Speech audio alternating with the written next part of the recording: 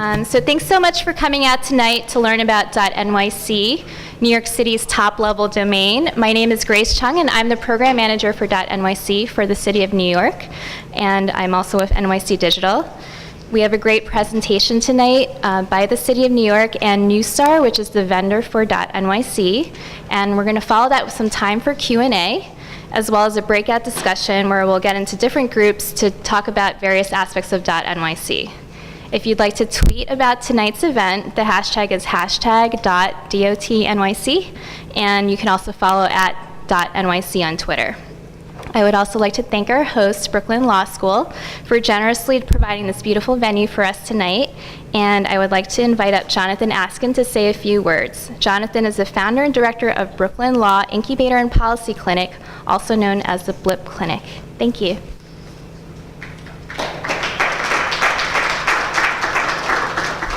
Hi, folks. I will be very quick because I think we've got some real important, interesting work to accomplish tonight, and want to make sure that happens at the expense of everything else.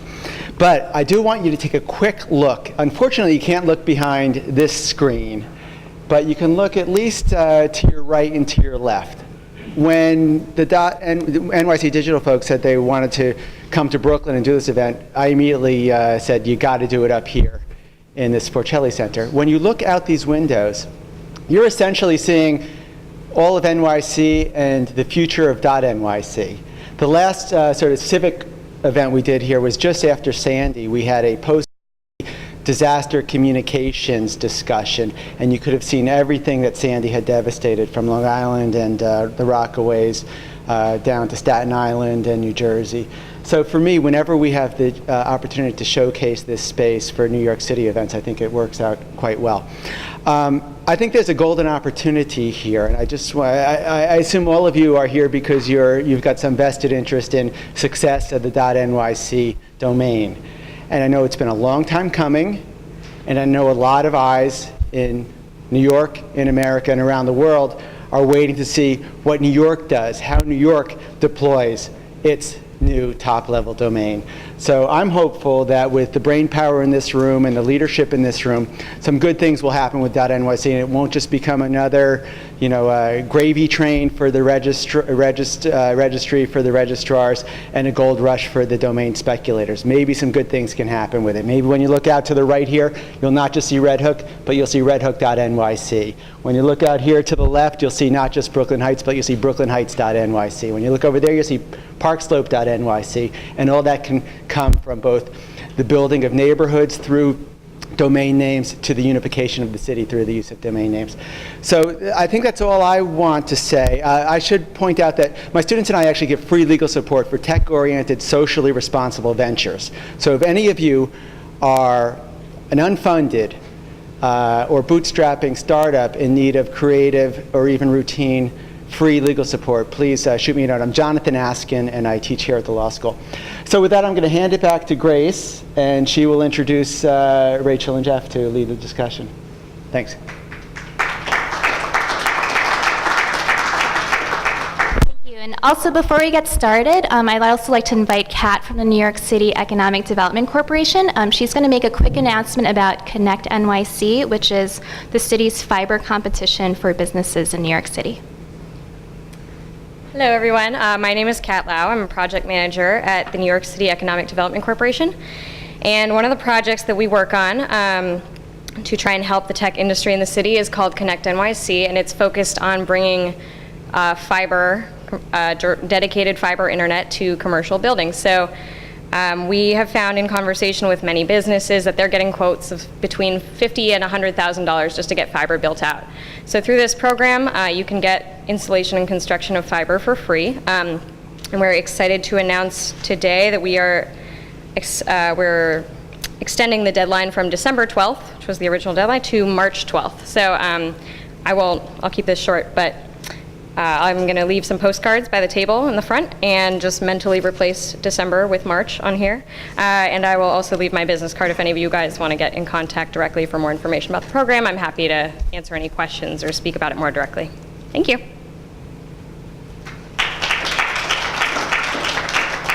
And one more thing, I always forget to do this. I want you all to know that Jolie and the Internet Society, for free, are always here. He's streaming this event right now, and Jolie, it will be available afterwards for review.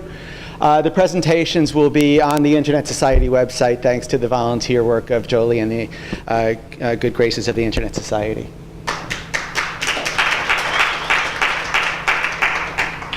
Okay, great. So without further ado, I would like to introduce New York City's Chief Digital Officer, Rachel Haot, and Jeff Neuman. He is the Vice President of Registry Services at Newstar, and they will update us on the status of dotNYC. Thank you.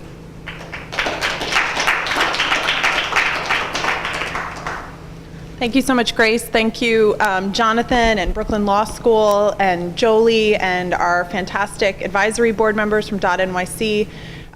This is really exciting to us, and we're really excited that all of you are here this evening. So I'm going to kick off, and then I will pass the mic to Jeff Neuman from Newstar, which is the vendor that was chosen through the competitive bid process for who was going to handle the administration of dotNYC many years ago. And just wanted to sort of lay the groundwork and the foundation for where dotNYC is today. Our goal with this evening is to make more people aware of what's happening, and also to create an opportunity for ideas about how we can constructively use dotNYC to especially support communities, support local businesses, nonprofits, residents, really the fabric of our city, and what steps we can take to do that. So I'll just speak quickly on the background of dotNYC. So dotNYC is a top-level domain. In layman's terms, that's what you'll find at the end of a web address like .com or .org. For the first time, ICANN, the organization in charge of delegating the TLDs, has made them available to cities. Previously, countries had access. So for the first time, cities are able to do this. For the city of New York, especially with Mayor Bloomberg's commitment to innovation and the enormous potential that this offers, it truly is fresh territory. It's never been done before, and it's a bold opportunity for New York City as a major international metropolitan city to embrace this new sphere and see how we can leverage this as an asset. We already have we have arguably the most attractive and desirable addresses in the world, in the physical world, and how can we leverage that in the digital world? And so we were very excited for this opportunity, and I think our balance, and other major cities applying for this include Paris, Tokyo, Berlin, Vienna, cities all around the world. Within the US, really the only examples are Miami, which is using it for mostly tourist purposes, Vegas as well, and Boston has basically allowed Boston Globe, given them permission to use it. So we'll be one of the only cities in the United States to be using it as a real sort of public space and public asset and mechanism for enhancing the fabric of the city. Again, some more information that Newstar was very helpful in putting together. So, right, TLDs are the portion of the URL to the right of the dot. And yes, we applied for this many years ago. This even predated my time. There had been many years of negotiations before I joined the city in January 2011, and Newstar was chosen.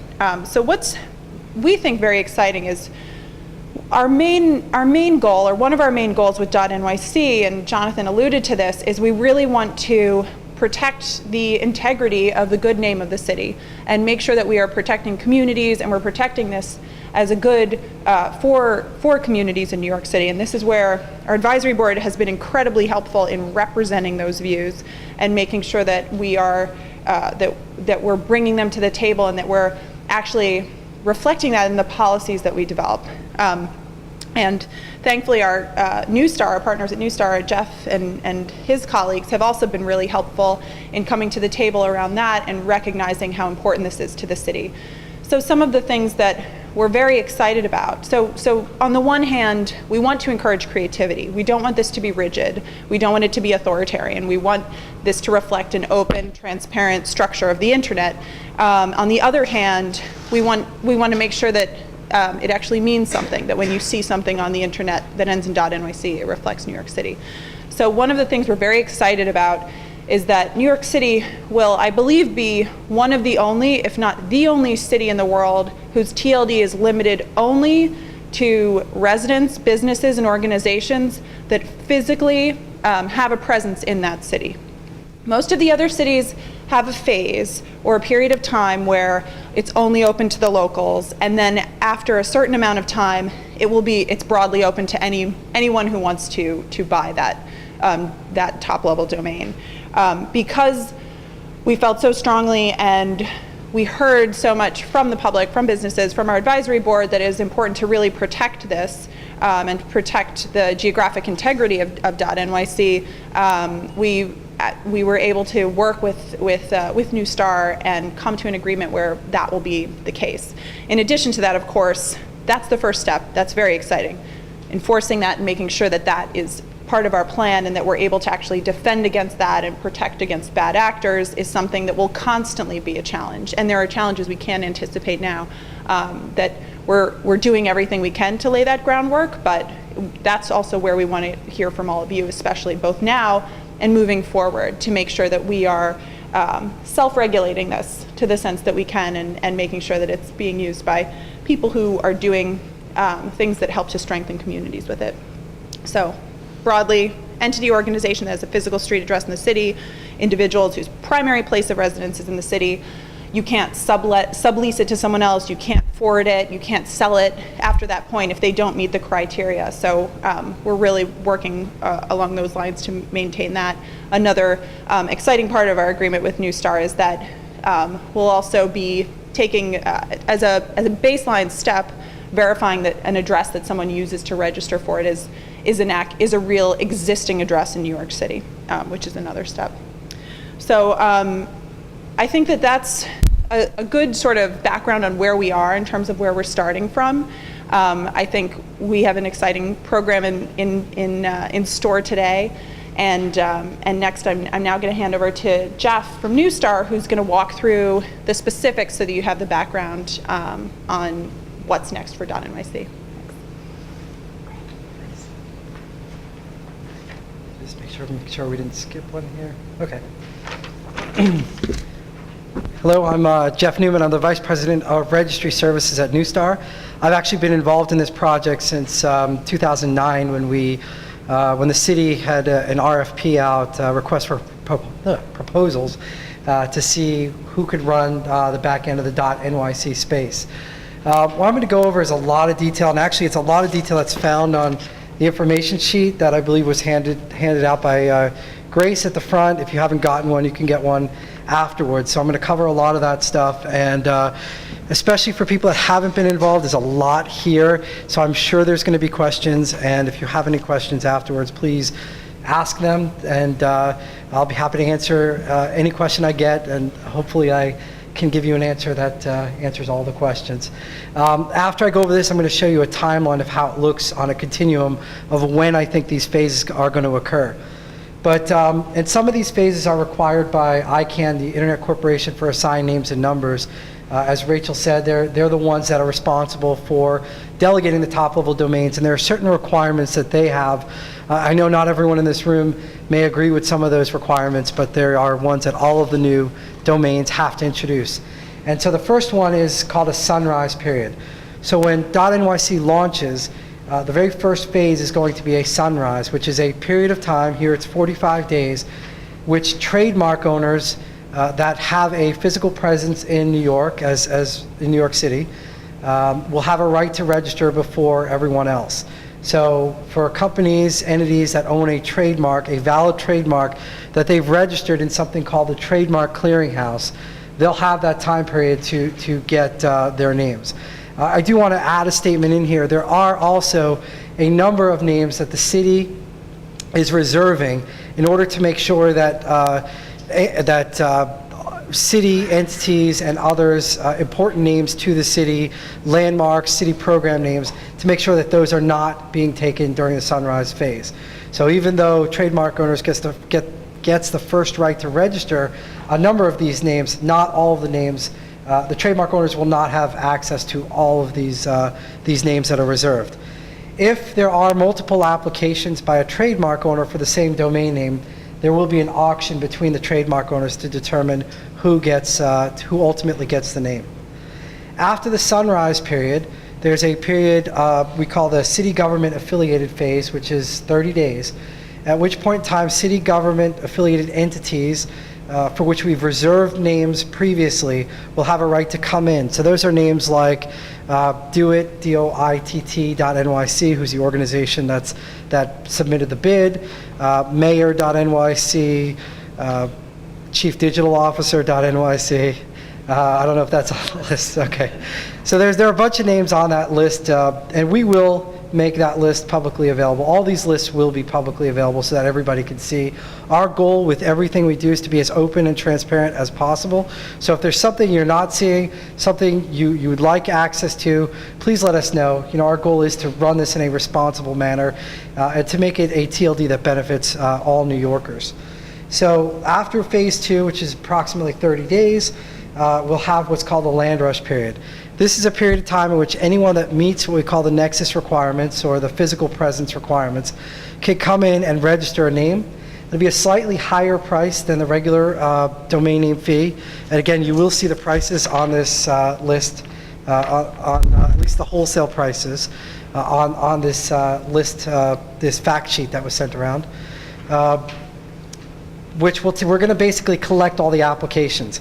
If there's only one application for the domain name, then that applicant will get it after the end of that phase. If there's multiple applications, the only fair way to allocate those names is through an auction mechanism. There's really no other way to kind of choose between deserving entities, so it'll be through an auction. After that third phase, the land rush phase, will go into general availability, which is just first come, first serve, much like you'd purchase a domain name today, once from a .com, .net, .org, or .us, the same way. So it'll be a first come, first serve. So this is, I know it's small for those to read in the back, so I'll try to go through each of these phases. We tried to get it all on one slide, but this is our, what we believe our best case scenario launch timeline, and this assumes a number of things. There are a number of items in this that are under the city's control and Newstar's control, but there are also some items that are under third-party control, under ICANN's control, that we're just making estimates here. But if everything goes well, our hope is to sign the registry agreement with ICANN in February. Once that agreement is signed, it'll kick off a period of testing with the technical registry, with Newstar. And that testing period lasts somewhere between 5 to 7 weeks, maybe 6 to 8 weeks, depending on if they're backed up, which will take us into the month of April, at which point we hope to be delegated into the root, meaning we'll be a live TLD at that point in time. We'll only be allowed to have one website up. It'll be at nicknic.nyc. That's the very first site that'll be up, and that's the first site that ICANN allows to be delegated. That will be the generic registry website, which will have all of the policy information. So all the information right now that's at my.nyc.com will be moved over to that main site. That'll happen, we hope, in April, at which point we'll give a notice to the trademark owners that we intend to start the sunrise period. We hope that sunrise period will start in May. It'll last 45 days. Hopefully that takes us into June and July, when we can allocate those sunrise names and also start the city government affiliated phase as well, which will hopefully be in August of 2014, where we could start the land rush and hold the first auctions for certain names that have been set aside as premium domains. With that going in August, in September, we hope to end the land rush period and start first come, first serve in October. So it's a lot to happen in a short amount of time, although it seems like a number of months. But we hope to really have the domain alive and kicking and well for New Yorkers in 2014.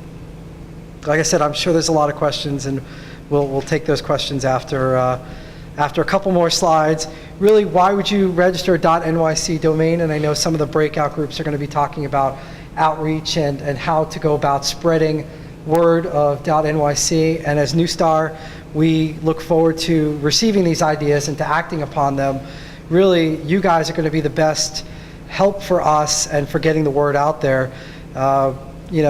Really the best way to get word out there is by word of mouth, and we could do a lot of marketing, and we will do a lot of marketing activities, both New Star will and the city will, but really it's the word of mouth. It's early entrance into the space like you all, registering .NYC names and putting up content really will be the best thing for the livelihood of the space. So, some of these are very intuitive, right? Why would you register a .NYC domain?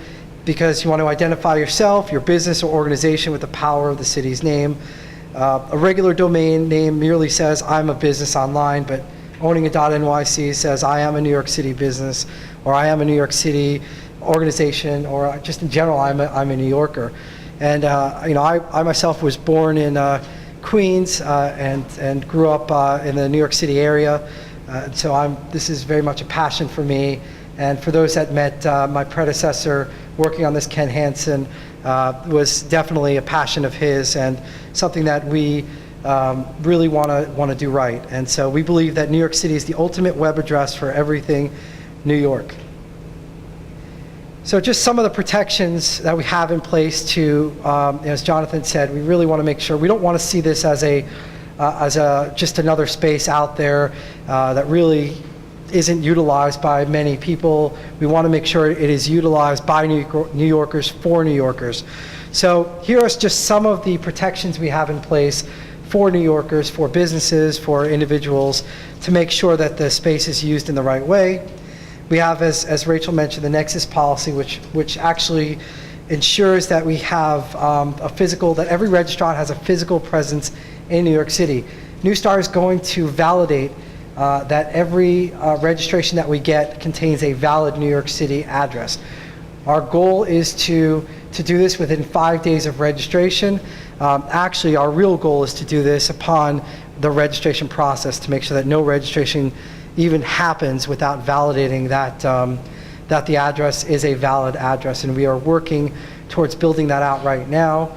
We have a number of databases at New Star that we have access to, including the Postal Service databases and business listing databases and a bunch of others that we use to create this validation check. For those that, for whatever reason, do get through, if any get through, we also have a number of enforcement mechanisms after the fact to make sure that not only that the addresses are valid, but to make sure that the information submitted by the registrant is valid, so that they are who they say they are. So we have a number of dispute resolution policies. We have spot checks that New Star is going to be doing, a number of spot checks every week, every month, every year, to make sure that these registrations contain accurate, up-to-date, and reliable information to make sure that this really is the domain for New York City and by New York City entities and residents. In addition, we talked about the sunrise process to protect businesses in New York City. We also have a uniform dispute resolution policy, who I found out that Jonathan has been involved in helping out a number of people that have been bringing these decisions or that have been served with these types of complaints and defending them. There's also a new mechanism called the Uniform Rapid Suspension, which is available for trademark owners if there are clear-cut cases of what's known as cyber squatting, which is really, it has to be on its face if someone has taken in a domain registration that belongs to a trademark owner that's clearly used to infringe the rights of those trademark owners. It's not for questionable cases. It's not to substitute for a judge and a jury, but it's really for cases that on its face are cases of what they call cyber squatting. We also have, as I said, a Who Is Accuracy program.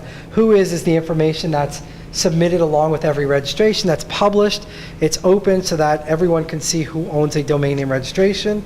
On that note as well, .NYC is unique. It joins .US as being the only domains that have a prohibition on what's called proxy or anonymous domain name registrations. So every New York City registration, .NYC registration, you have to provide accurate contact information for the domain. And that's really to protect consumers, to make sure that that if there's anything going on a domain that shouldn't be going on, that there's accurate ways or there's enforceable ways to take action against those. We also have a very strict acceptable use policy to make sure that if there are things like phishing, farming, malware, or any other type of abusive behavior that's going on, Neustar has the right to take down those websites if there's concrete, objective proof of those activities going on. Neustar has been doing that for .us and .biz for the past, since 2006, so I guess that's 7 years now.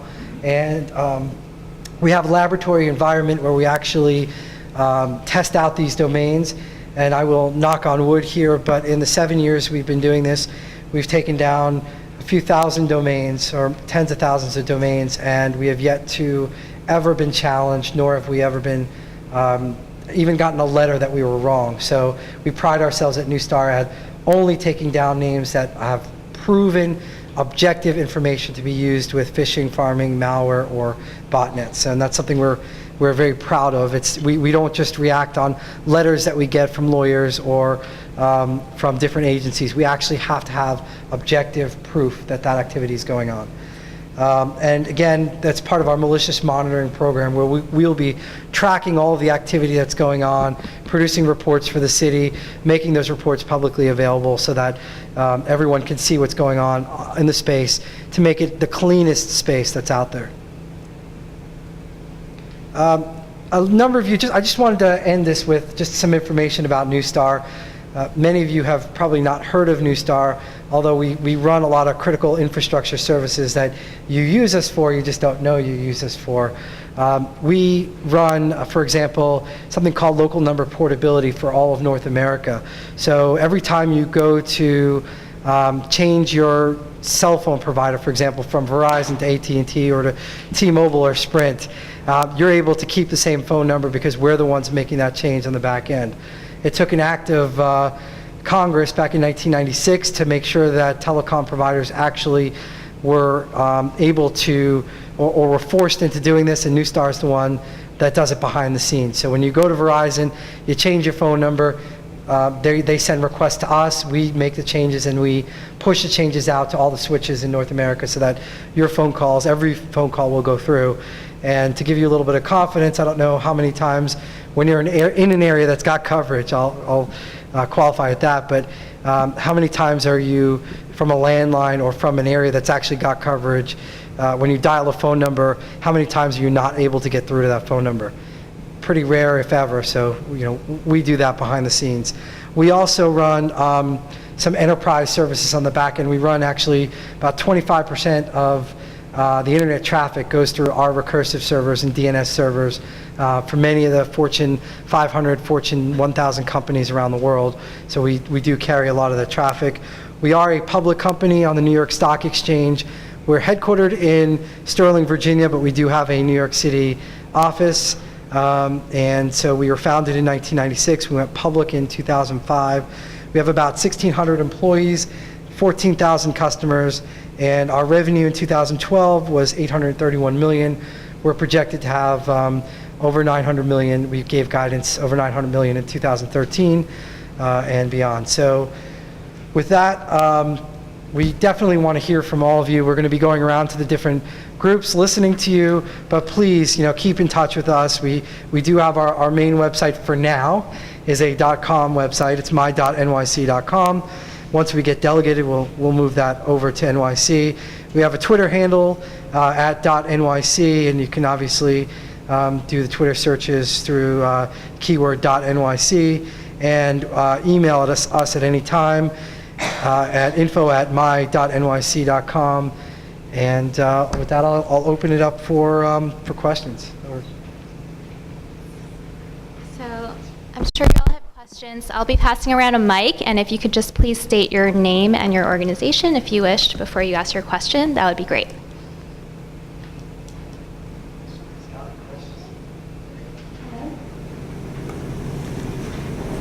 Hey everybody, I'm Mike Gaffney, and my question is, I guess customer support after the domain is bought, is there any plan for customer service or a way to respond to these inquiries? I'm sure you'll probably get a lot of questions after someone purchases a domain, what to do. Sure, so that's a really good question. There's a couple of different levels of support. So we are the registry for .NYC, and so we're kind of the wholesalers. We run the service, but the actual names are going to be sold through what's called registrars. So entities like GoDaddy, Network Solutions, Register.com, there's hundreds of what's called registrars out there that actually sell to the general public, and even they have lots of resellers. So they'll probably have the first line of support, because generally when you buy a domain, you may also buy other types of services like web hosting, email services, and others. But certainly anything that can't be answered at that level with who you purchase it from, Neustar's got a 24/7 support. We also have a 24/7 network operations center to monitor how the space is going, and what's called a SOC, Security Operations Center, that's monitoring everything that's going on. So your first level of support will be at the registrar or reseller, depending on who you purchase the name from. And anything that they have direct contact to us all the time, so anything that they need to escalate to us, we're there 24/7. Hi, good afternoon, well actually evening. I'm Ruth Morrison. My question is that you're going to have a period of time, sunrise, for trademark companies, also setting aside time for New York City affiliated, and then there'll be some set aside names as well, I think you said. So what about companies and people who live in New York City who may have had their domain names, .com, .net, or whatever, for 15 years? What happened to them? Are you referring to, if you have like ruthmorris.com, do you automatically get ruthmorris.nyc, that type of arrangement? I think that's not covered within our agreement. I don't know if there's any sort of guidance along those lines. It's first comes, first serve in general availability, and before that it's based on the auction. Of course, if you feel that someone is, and if you don't have a trademark and you feel that someone is knowingly impersonating you, that's what the resolution processes are for that Jeff talked about. So I don't know if you want to go into those in more detail, but part of the agreement with Neustar is that that they will investigate every single complaint and every single report of abuse of the system that comes their way. Okay, but beyond people, personal names, there are businesses here who have had their domain names for more than a decade. So someone could just come to New York City in the last 2 years and maybe would love to have their name and go to dotNYC with that. And so I don't know, I just think there should be some level of protection for people who have been here, who've had their domain names for quite a long period of time. Right, and that's one of the reasons why we're having these events, because we want to make sure that business owners are aware. This is coming up. This is the situation. These are the opportunities, and these are the things that you should watch out for. And legally, if you do have a trademark and you register it with the Trademark Clearinghouse, then you have the recourse on the trademark grounds. Elsewhere, you can file for abuse complaints, but we do want to continue. We do want to find more ways to support that. So we encourage those ideas and those thoughts through the workshops and through the breakouts. But at a minimum, we want to make sure that everyone is absolutely as informed as they possibly can be. That our small businesses know the deadlines, that they know how everything's rolling out. That we can avoid any kind of that confusion. Because currently there's no seniority and there's no legal standing based on other domains that an individual or a business might own. Robert Pollard, Information Habitat, where information lives.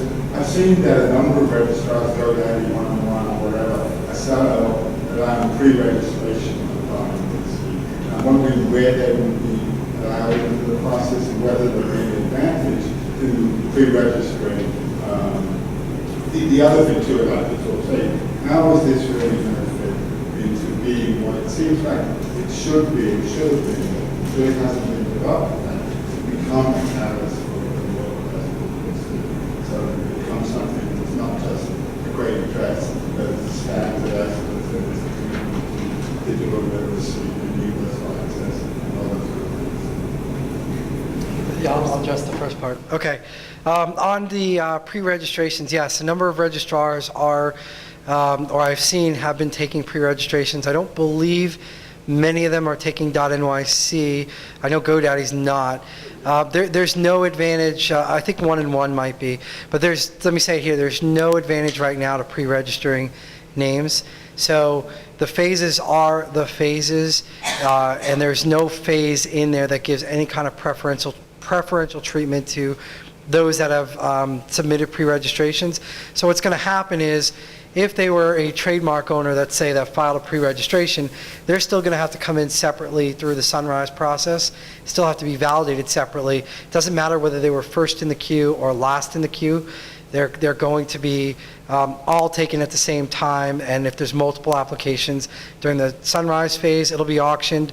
If there's multiple applications during the Land Rush phase, it'll be auctioned. So there's no advantage or preferential treatment given by the fact that you may do a pre-registration with one of these registrars.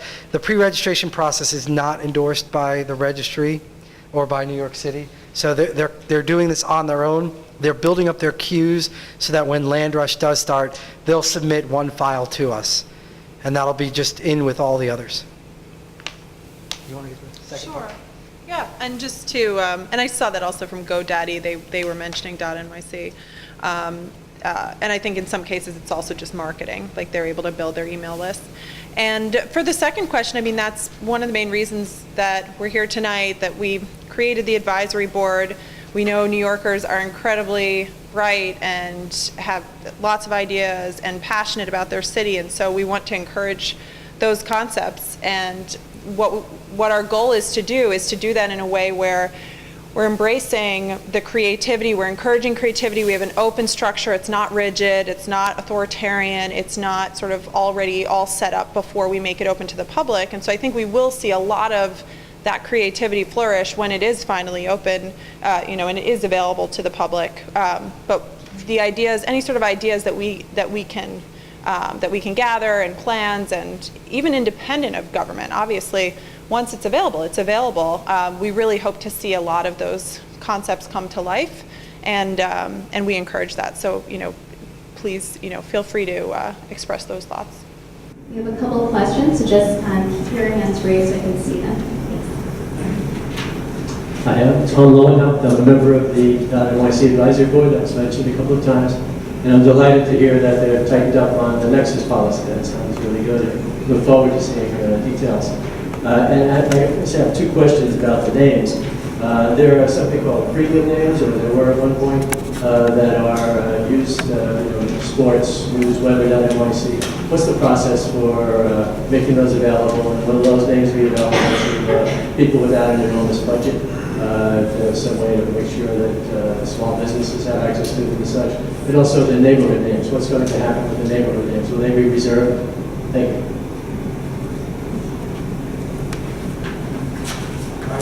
Thanks, Tom. I'll address the first part of the premium names. So you're right, there's a list that will be published of premium names, and those are the generic names like you mentioned, the sports, music, arts, things like that. Those will all be through a public auction, so that'll be known well in advance, the list of names. It'll be through a online auction system. There may be a couple names that we choose to do a live auction, but most of them will be online. We'll have plenty of notice. Everyone will have an equal opportunity to participate in those auctions, and we'll come out with a lot more details on it in the coming months. But our intention is to be open, transparent. We're not going to be doing backdoor deals and selling these names. Everything's going to be open, online, and transparent. So I want to just enforce that, or stress that. Sorry. And to add on the point with the, and thank you, Tom, for your participation on the advisory council and all of your work and extensive background in this area. For the reason that Jeff described, we won't be allowing brokering of names, which is typically something that happens one-to-one, and it's not a transparent, open process. So there will only be these auctions. When there are auctions, they will be publicly announced. They will be completely transparent. What's coming up, those types of things. In terms of, so the neighborhood names, we're still in the process of establishing, as Jeff mentioned before, what is our city reserve list, the premium list, et cetera. One of the things that we have to be conscious of is sort of a question of is the city the best entity to decide who gets which name? And it becomes incredibly difficult to create completely objective criteria where it doesn't feel like censorship or favoritism or create a conflict of interest. So I think and we've discussed this, but just to give a sense of, one of the things we're really conscious of is creating a very open and level playing field where everyone has access, and not creating situations in which one entity has to make a subjective decision on, say this nonprofit is better than this nonprofit, and that's why they should get the name. So that's one of the reasons why we decided not to go with the brokering names, and that we're being, just very conscious of the auction process and making sure that that's completely transparent. We're not allowing proxies, which means that anyone who buys it, you'll be able to know who gets it. They can't disguise their address in any way. I had another point along those lines, but hopefully it will come to me. It will come to me in a moment. But yeah, that's on that front. J.M. De Jesus from the Brooklyn Small Business Development Center. And my question is, a couple of years down the line, you moved to Connecticut, Philadelphia, Pennsylvania. Can you keep your dotNYC domain at that time? When you are not, so no, you can't. When you are no longer eligible for the name, no longer meeting the nexus requirements, you legally can no longer have that name. The question of how do we enforce that is a good one, and that's another place where I think the public, will really need to encourage the public to share their voices and report on that.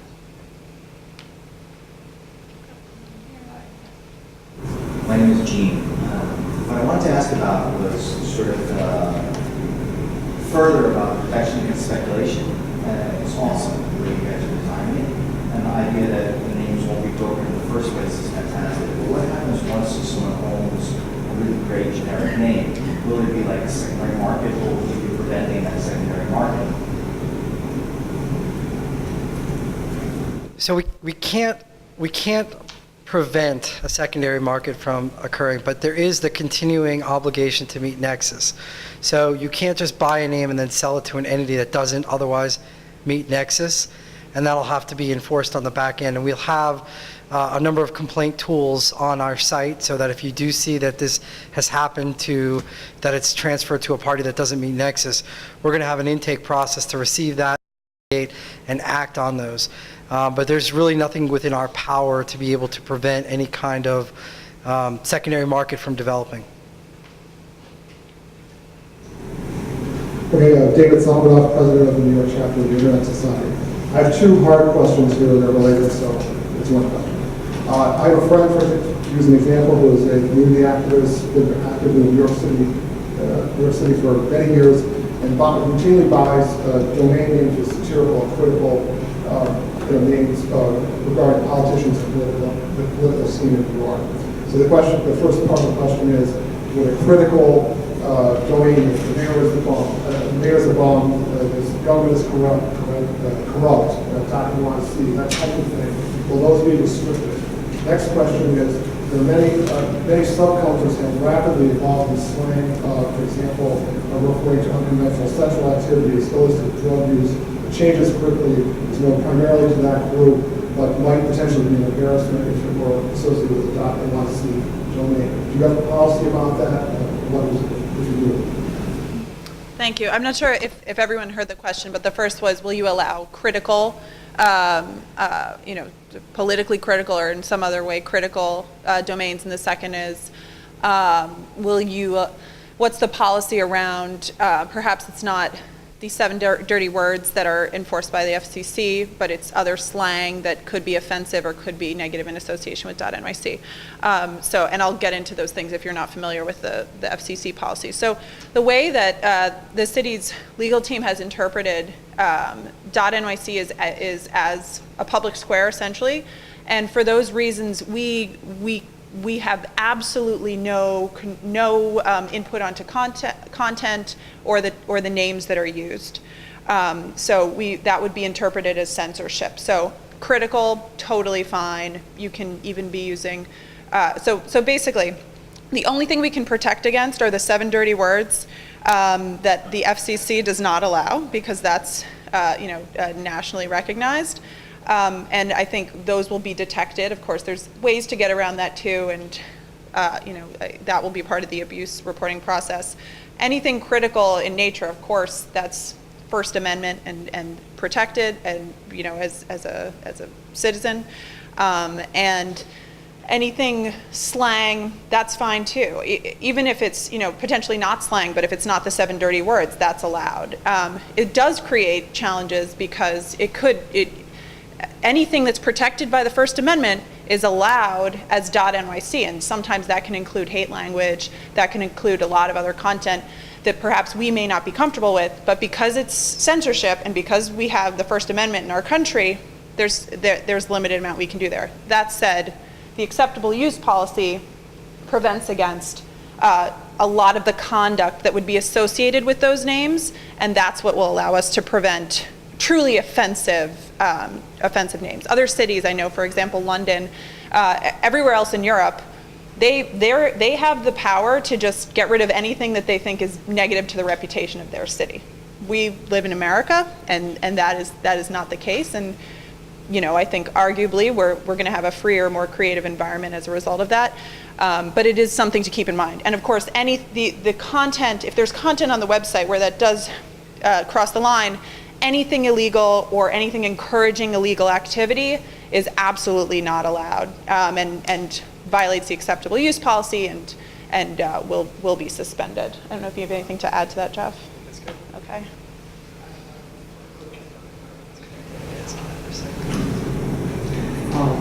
Following on the freedom of speech and the political thing, if you had a political group that was Occupy related or something like that, and they announced, let's say, a protest, and they had to start up a while. They announced a protest, and there were people who were planning on doing civil disobedience, which is deliberately violating the law, get arrested.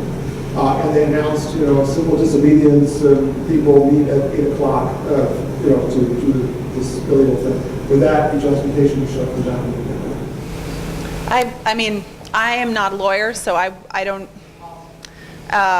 But if that came down to a legal decision, is that seen as inciting illegal behavior? If something is inciting illegal behavior, I think broadly that's without going into a specific case. However, my belief is that if it's in the spirit of First Amendment and freedom of speech, I don't see a concern there. But it's a very specific example, and I don't have the exact knowledge and hypothetical. But I think we should feel very comfortable. I think based on the stance the city's taken, it's probably more open than any other city in the world, but we want to hold ourselves to a higher standard, and it conforms with the First Amendment. So essentially, look at the First Amendment, and if that protects it, you're good. Brett Lewis, Lewis and Lynn. So I've been in this space for a while. One thing that people who invest in domain names is fairly creative, and there are other country code top-level domain names that have residency requirements, which are skirted. There are officially people who act, or companies act as proxies. You can use their addresses if you don't have an address in that country. It's not a big deal. I've never thought of it as being particularly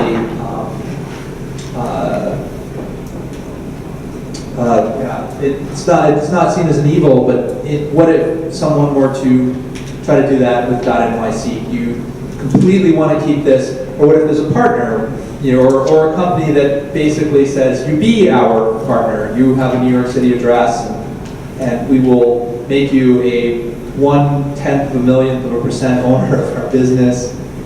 Are there going to be rules around that sort of thing? And then I also had a broader question about, statement or question about, I'm hoping to see this on subways. What will the city do to promote and, market this TLD so that it becomes adopted? Thanks. I'll take the first part. So I think the decision was made that at least at the outset, at the launch, that we don't have an allowance for proxy domain name registrations. So you have to actually be in the city of New York in order to have a physical street address in the city of New York in order to get a name. But that said, I do think it's something great for the policy people and even the council that's set up to take up that discussion after we roll out to see, okay, is this something that we can do in a responsible way to maybe accredit proxy providers to make sure that it's being rolled out in a responsible way. But at least at the outset, it's just the easiest way to launch it without allowing proxy registrations. But again, this is really for New Yorkers, and it's something that, if New Yorkers feel like this is something we should allow, then I think this is a great topic for the policy board to take up. And I'll let Rachel address the second part. Yeah, and it's a good question. I mean, it's something we really struggled with because, as you can tell, we took really, a fairly rigorous approach to making sure we protect this and keep it to supporting New Yorkers, and couldn't really come up with a great example for why we shouldn't allow, why we should allow proxies or why we would allow companies to do that. So currently, that is certainly not allowed. And again, in the interest of, we really want it to be reflected that when you are on a website that ends in NYC, it's physically based in New York City, and it's very rare that that's been achieved online, and sort of add that level of geographic integrity to the web. On the second question with marketing, and this is also part of Newstar's domain, so I don't think we even mentioned, but so one of the reasons the city's working with Newstar for a number of reasons. In part, their expertise. They've launched other TLDs like .us, .co. They also have the infrastructure that's needed to support the very complex operations of being a registry. They also put up financial resources, so it cost $135,000 to apply for this. There's maintenance fees, tens of thousands of dollars, and even up until that, look at things like verification. So they've put up in a lot of resources in that way. The revenues, I should note, and I think most people are aware, but this may have been covered, but that there's a 40-60 revenue split between Newstar and the city, so that the 40 going to the city and 60 going to Newstar, I believe, because they have expended this, significant cost. They put up a lot of money so far without seeing anything because it hasn't been delegated. Another part of that agreement is that they will also contribute towards marketing. So the city, and we all want to, because this only works if it means something, if .NYC really has meaning. So the city will leverage its resources. We have access to, whether looking at things like subways, mass transit, out of home, as well as digital resources where we can spread the word about .NYC. We have our own social media channels, we have a video team, so we've talked about a lot of ways that we can use it. We've also talked about things like NYC & Co., the city's tourism board, embracing it and finding more ways to get it out there. And Newstar is also creating a marketing campaign. You sort of start to see it with the branding, with the website, my.nyc.com, and the registrars, as they begin to sign on for .NYC, we'll also be asking them, okay, well, what will you do to help promote this and help to get the word out? So that's something we want to do. Well, thank you so much. Actually, yeah, I just wanted to follow up on Tom's question about the reserved names, and is the list that is already published, is that still the reserved list? And then on the auctions, will there be anything akin to the TLD process where there was people were able to put in community applications, so perhaps trade groups or other people like this could not have to like top up with and compete against commercial interests to get some of those generic names. And third, on the neighborhoods, will it be one size fits all, or will it be individual within neighborhoods? How is that process going to work? So, I mean, the first question I would just answer is with the reserve list. I'm not sure exactly which version it is. I think it was prior, but we have not yet finalized the reserve list, so it's not the most timely reserve list. As soon as we do, we will make it public and we will make it available. It's a large number of city affiliated and city government affiliated, or agencies, parks, programs, etc. Because we want to make sure that there's no impersonation there and really embracing it as a public asset.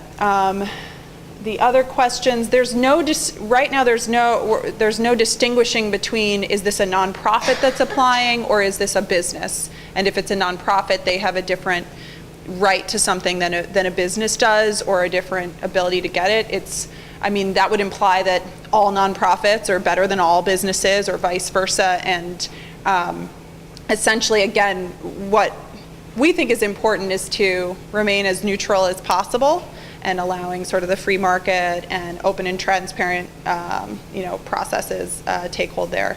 And to that end, again, with the threat of we're still finalizing the reserve list, we haven't yet decided on any sort of approach to what you were discussing with the neighborhood names. Okay, so thank you all for your questions. If you have any remaining, feel free to come up to us afterwards. Right now I'm going to hand it to Noel Hidalgo. He's the Executive Director and co-founder of dotNYC, and we're going to move into our breakout group section of our program. Yeah, I can do this, right? Hello, everybody. How you doing? Awesome. Now the fun part begins. No, that was great. It's an honor. I'm Noel Hidalgo. I'm one of the members of the Community Advisory Board for dotNYC. There are a number of us that are here in the room. Jeff, who's stand up, Jeff. I'm going to call these out. And then Tom, who's also in the back.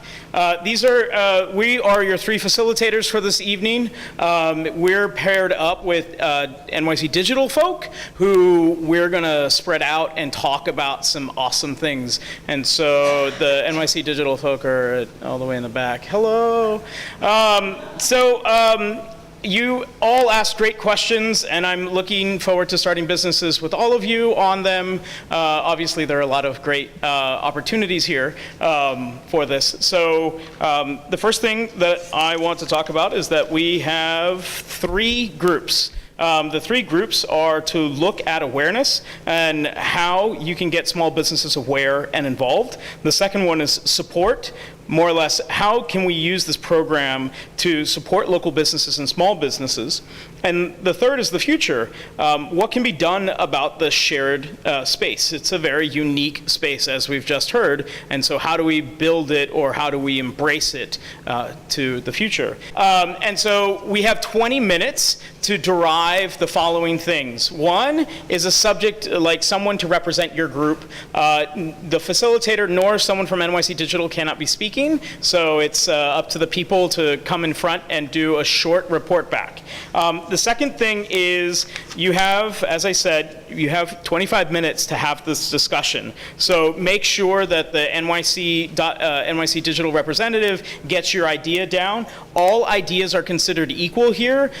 Don't be combative. We're all friends, so be courteous, be kind, and be collective. And we have 25 minutes till we get there. So see you in 25 minutes, and thanks for coming. Please regroup at 7:45. Thank you.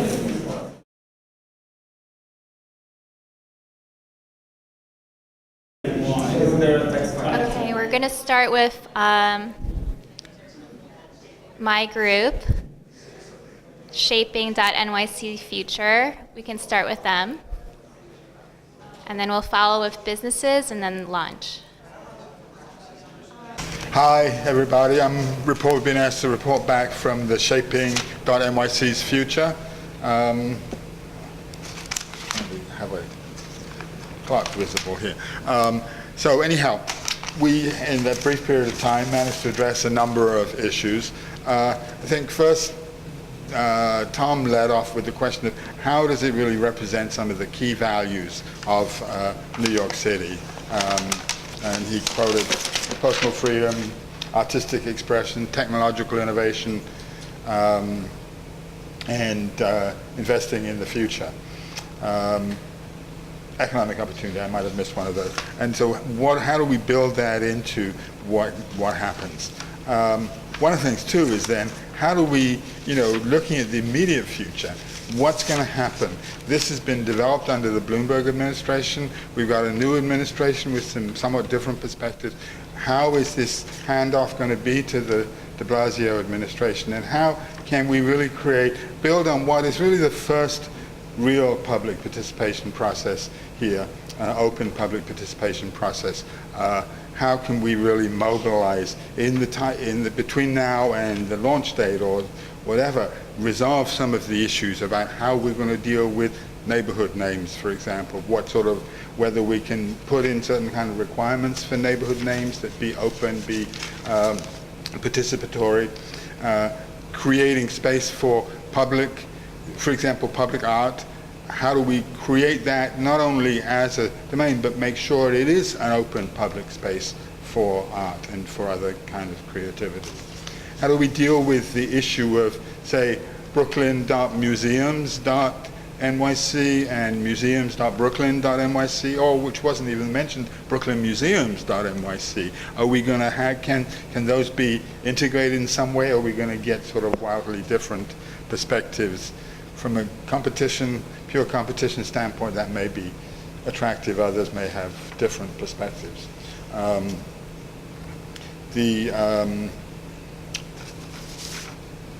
Sorry, and I'm running out of time. So,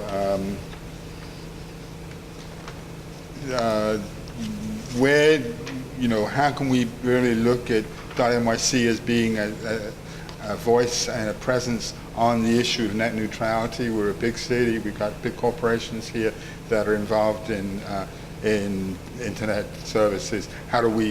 Is commitment to that, and that's more also generally the commitment of universal access, of public participation, of really reaching.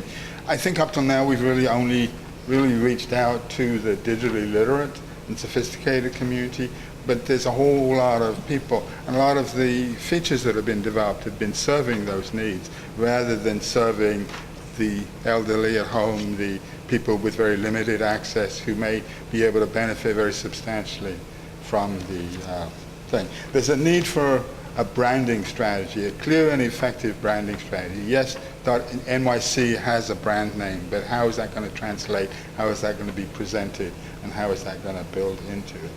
How do we tie in on issues of complaints and whatever with the 311 system? Okay. Okay. Okay. We have launching Hi, guys. Thank you. I need to lean this on something. Here you go. Thanks. Thank you. So our group dealt primarily with the launch and outreach for dotNYC, and pretty much how can we make sure everybody knows about it. Our outreach campaign kind of wanted to answer the questions: who do we want to talk to, where are they, and how are we going to connect and access them.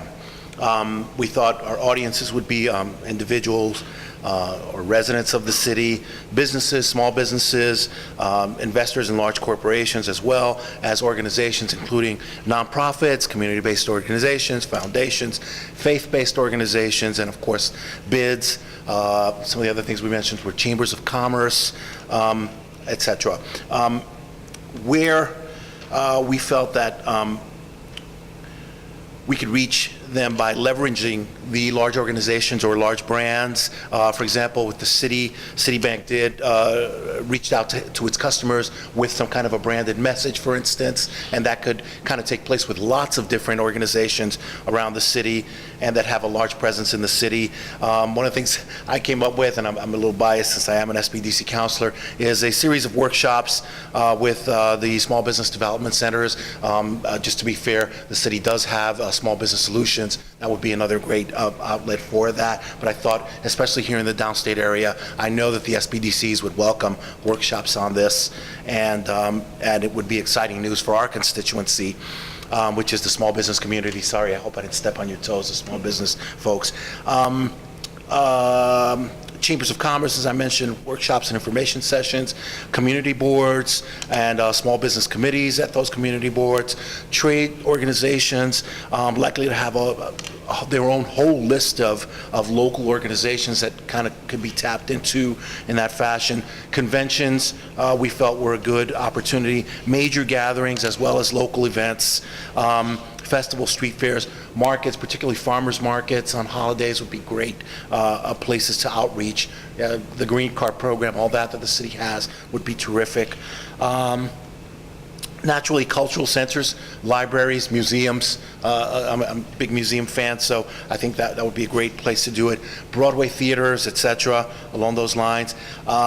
People who rent or are in the meeting and event space industry would also be a terrific kind of location and place where we could outreach, and you could outreach the nyc.gov.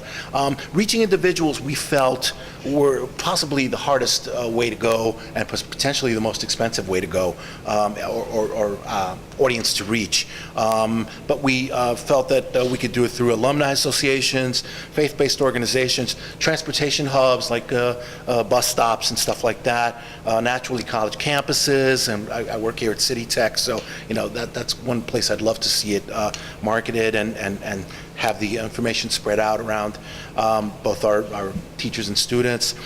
Unions would be a great place.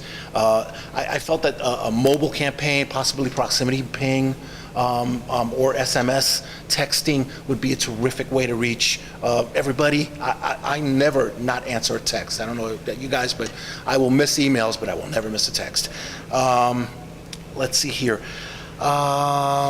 Professional associations, job boards, but I've outdone my time. Thank you. Sorry I didn't get to message you guys. And finally, small businesses. Yes. You can just stand at the podium. Yeah. Hi, good evening. It seems like we have basically public awareness is a running theme across all groups. And that's something that we talked about in the small business area. One of the things that we talked about with companies is that having a physical badge that they can put in their windows, so that that they are .NYC. Made in New York campaigns for public awareness, in New York City, a .NYC day, helping companies to see the importance of having a .NYC and having websites, as well as rebranding workshops and protecting your brand workshop. On the technical end, helping companies with .NYC to be found in search engines. Augmented reality also came up as a topic. Multilingual tools also came up as a topic.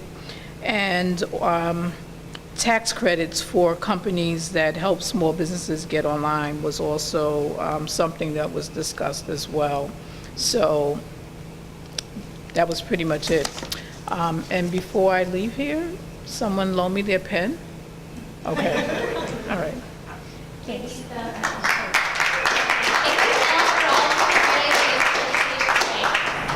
Sorry, I'm just adding on to Grace's thanks. Public participation has already made the policy so much better, and we really appreciate everyone making it out here tonight. And I also wanted to doubly thank Grace, who spent weeks organizing this event, as well as here taking notes, helping out 3 hours after they're done with work. No one's getting paid anything extra. They're just here to support it, and I appreciate that. that. So thanks, everybody, and have a great night.